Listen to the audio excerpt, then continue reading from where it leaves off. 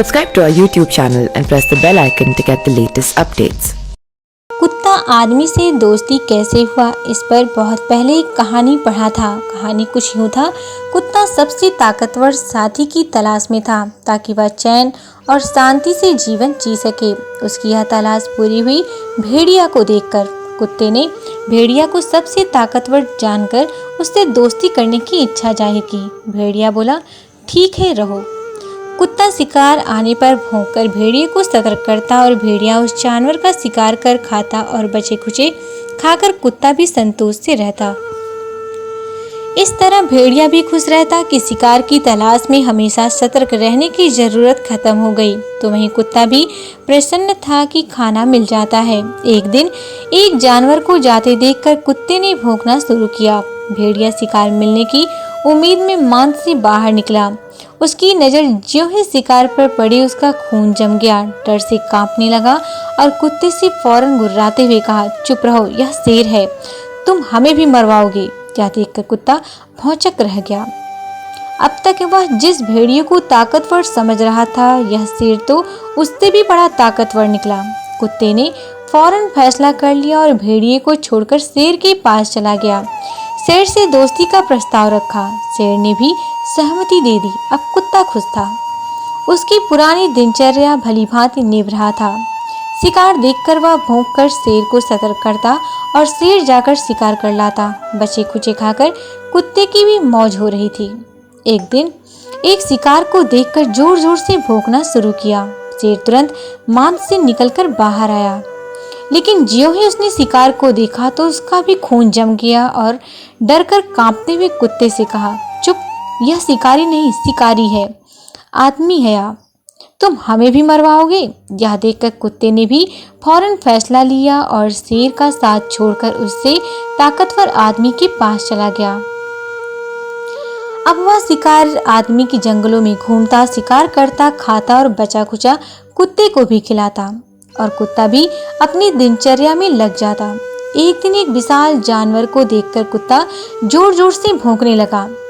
शिकारी आदमी अपना तीर धनुष लेकर फौरन बाहर आया। उस विशाल जानवर को देखकर आदमी प्रसन्न हो गया और कुत्ते से कहा, और जोर से भौंको, जाकर काटो इसको, हमें इसका शिकार करना है। कुत्ता समझ गया, यह शिकारी आदमी सबसे ताकतवर है, वह किसी से नहीं डरता।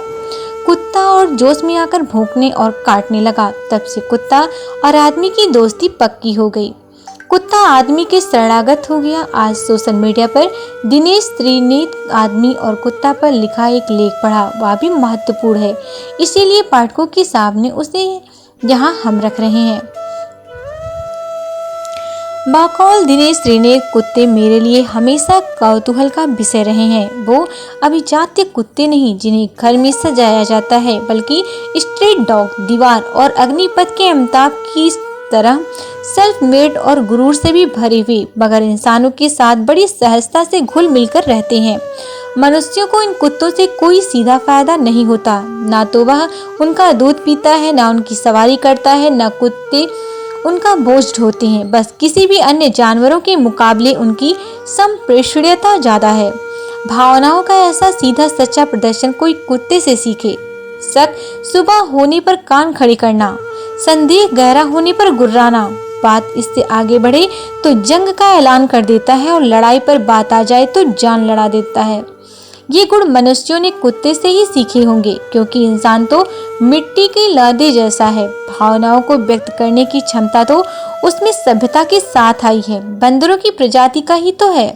वैसे भी बंदर मुझे कुत्तों के मुकाबले बहुत ठस टाइप लगते हैं, काफी हद तक स्वार्थी भी। उनका ज्यादातर वक्त फालतू की उछल कूद और शोर मचाने में बीतता है। अपने आसपास को नुकसान पहुंचाने में भी बंदर आगे रहते हैं। पेड़ पर चढ़ेंगे तो फल खाएंगे कम, गिराएंगे ज्यादा।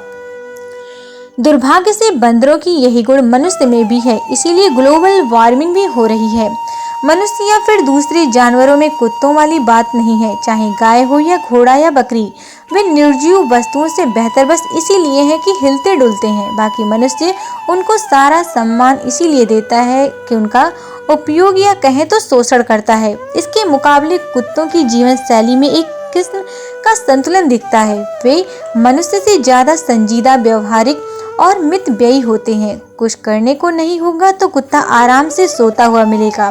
अब ऐसा भी नहीं सोता कि दुनिया की खबर ही ना रहे, और इतना भी अलर्ट नहीं रहता कि दूसरों का जीना मुश्किल कर दे। कुत्ते फालतू मेहनत नहीं करते। वे ना गधे हैं, ना घोड़े हैं, ना ही बैल हैं। हाँ, जरूरत आने पर जान लड़ाकर दौड़ेंगे, भौंक भौंक कर आसमान सिर पर उठा लेंगे, आपको ही नाराज कर देंगे, मार खा लेंगे, मगर आपको नुकसान नहीं पहुंचने देंगे। कुत्ते ना सिर्फ अभिव्यक्त करना जानते हैं, बल्कि आपकी अभिव्यक्ति को भी समझते हैं। आपका कब खेलने का मन है, कब चुपचाप रहने का, कब आप उदास हैं और कब स्नेह जता रहे हैं। उनका स्नेह और कृतज्ञता प्रदर्शन भी लाजवाब है। उनकी पूंछ क्या कमाल इंडिकेटर है। कुछ खाने को दीजिए और दुम का डोलना देखिए। उसके आगे thank you, I appreciate, cheers जैसे सब बेकार हैं। शुक्रिया कहना, कृतज्ञ होना मनुष्यों ने इस सृष्टि में जरूर कुत्तों से सीखा होगा। कुत्ता इस सृष्टि में प्रसन्नता और दुलार लेकर ही आया था और इन्हीं गुणों के साथ मनुष्य के पीछे पीछे लग गया। मनुष्य ने भी उसको रहने की जगह दी और पेट भरने को खाना दिया। बदले में कुत्ते ने क्या दिया? थोड़ा प्यार, दुलार, वफादारी और सबसे बड़ी बात, कमिटमेंट। एक बार वह आपके प्रति कमिटेड हो गया तो अपने आप की भी नहीं सुनता। आप जहाँ जाएंगे आपके पीछे साए की तरह लगा रहेगा। दुलार दे चाहे दुत्कार, उसकी वफादारी में कोई फर्क नहीं आएगा। धर्मराज को तो स्वर्ग छोड़कर आया। कुत्ते की इसी स्वाभाविक खूबी की इंसानों ने कद्र नहीं की। उनके सहज स्नेह को लालच का नाम दे दिया, जबकि लालच के मामले में मनुष्य का मुकाबला कुत्ते क्या ही कर पाएंगे। हद तो तब हुई जब कुत्ता शब्द एक गाली की तरह प्रयोग होने लगा। इंसान मन तो डोल जाता है, मगर लालची से लालची कुत्ते भी किसी अतिरिक्त लाभ के लिए अपने मालिक को छोड़कर किसी और के पीछे नहीं चल देते। यह भी मनुष्य की प्रजाति का दोहरापन ही है। उसने अपने सबसे वफादार साथी को इज्जत नहीं बख्शे। Subscribe to our YouTube channel and press the bell icon to get the latest updates.